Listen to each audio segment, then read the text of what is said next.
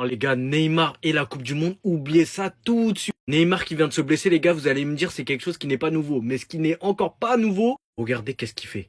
Regardez qu'est-ce qu'il est en train de faire, les gars, au lieu de récupérer comme tout footeux normal. Il est en train de jouer au poker. Et ça m'étonne même pas, en fait, de Neymar. Rappelez-vous la plus grosse dinguerie qu'il a fait, les gars. Et à ce moment-là, moi, j'ai coupé court avec Neymar. Je me suis dit, c'est finito pour son retour. Pendant l'anniversaire de sa petite fille, les frères. Regardez ce qu'il était en train de faire.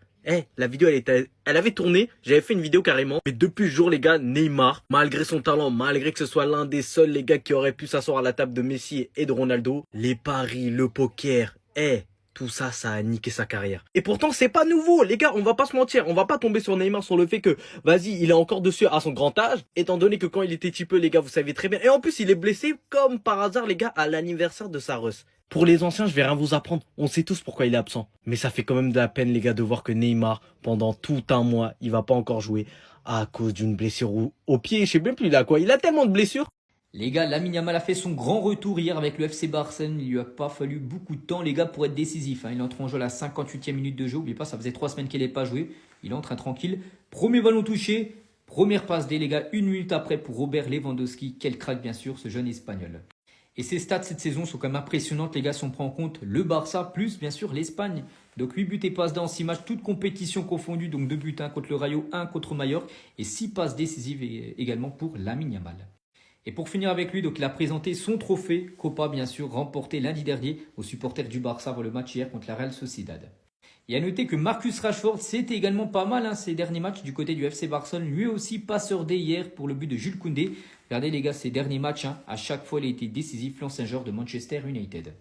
Et on finit aujourd'hui avec Achraf Hakimi, donc Bertrand Latour hier sur Canal Plus Foot. Les gars, il a dit on n'est pas loin du scandale. Latour ne comprend pas la 6e place d'Achraf Hakimi au Ballon d'Or. Il a dit que Mohamed Salah soit devant lui, c'est une grande surprise. Hakimi n'est pas reconnu à sa juste valeur. Qu'il puisse ne pas avoir le Ballon d'Or, c'est compréhensible. Mais qu'il ne soit pas dans les 3 premiers, on n'est pas loin du scandale. Donc il a fini 6e bien sûr Hakimi.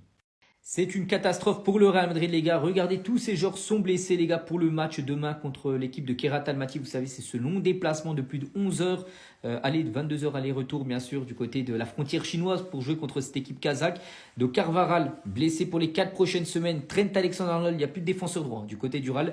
Mendy, Rudiger et Militao sont tous forfaits pour la rencontre demain soir.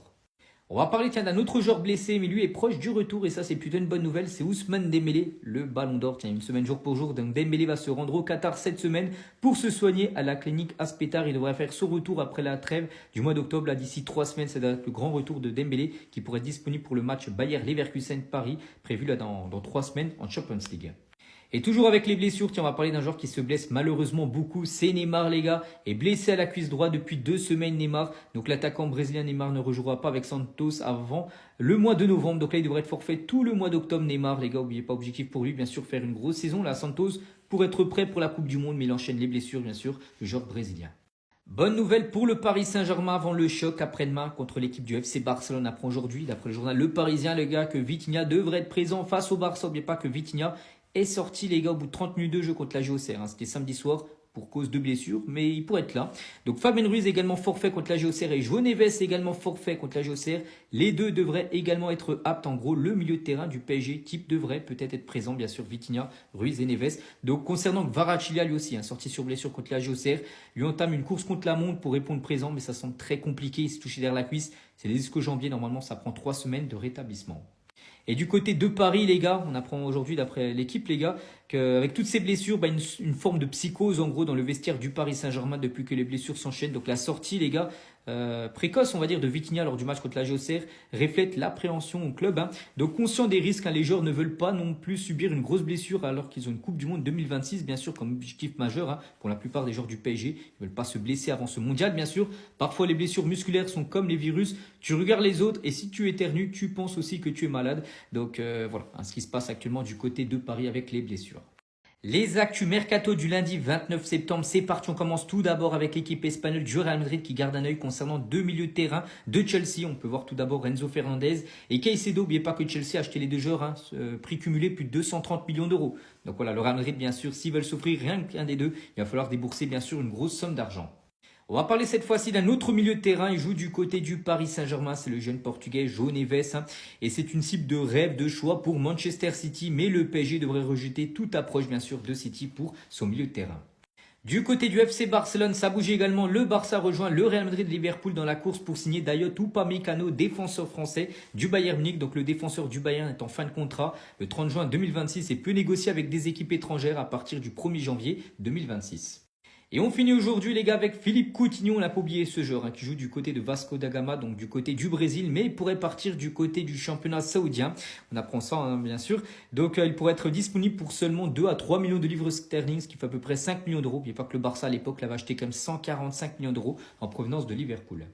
Les gars, c'est bien officiel, un communiqué là vient de sortir il y a quelques minutes concernant eSport. Donc tout le monde connaît bien sûr cette marque.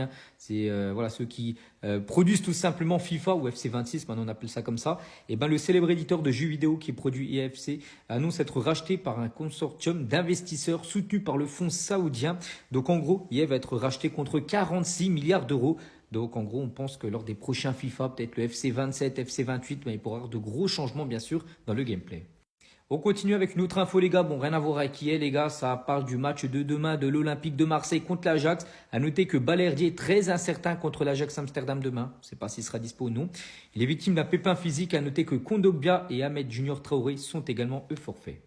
Toujours du côté de l'Olympique de Marseille, on va parler de Corinne Diacre, ancienne sélectionneuse de l'équipe de France féminine, et ben elle va entraîner l'Olympique de Marseille, féminin. Donc l'ancienne sélectionneuse des Bleus va entraîner bien sûr les féminines de l'OM. Et on finit aujourd'hui avec Florian Thauvin qui a reçu une pré-convocation en équipe de France. Donc sa dernière sélection remonte à plus de 6 ans, c'est en 2019. À voir s'il sera dans la liste définitive de Didier Deschamps jeudi prochain.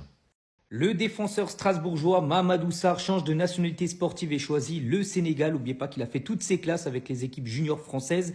Et c'est fini maintenant avec la France, il représente le Sénégal. Donc il devrait figurer sur la liste des joueurs retenus pour affronter le Soudan du Sud et la Mauritanie lors de la prochaine trêve. Donc comme j'ai dit, il avait jusqu'ici évolué dans les sélections jeunes de l'équipe de France. N'oubliez pas que ce joueur, les gars, est du côté de Strasbourg, mais il appartient à Chelsea.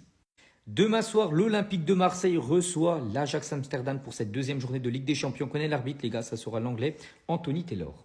Et concernant l'arbitre du match après-demain entre le FC Barcelone et le Paris Saint-Germain, ça sera de nouveau un anglais. Michael Oliver, les gars, arbitrera bien sûr cette grosse rencontre après-demain. Et concernant ce match, les gars, beaucoup de supporters vont faire le long déplacement jusqu'à Barcelone. Donc on annonce plus de 2600 supporters parisiens qui feront le déplacement à Barcelone mercredi. Le parcage visiteur sera complet. Et pour finir, tiens, avec le FC Barcelone, après également aujourd'hui, une prolongation de contrat, c'est la jeune pépite Marc Bernal. Les gars, il prolonge jusqu'en 2029 son contrat du côté du FC Barcelone. Très bonne nouvelle pour les supporters du Bénin. Pourquoi? Parce qu'on apprend aujourd'hui, regardez, c'est un communiqué officiel de la FIFA, que la FIFA déclare perdante l'Afrique du Sud sur le match face au Lesotho, donc lors de la trêve du mois de septembre. Donc forfait pour avoir fait jouer un joueur suspendu.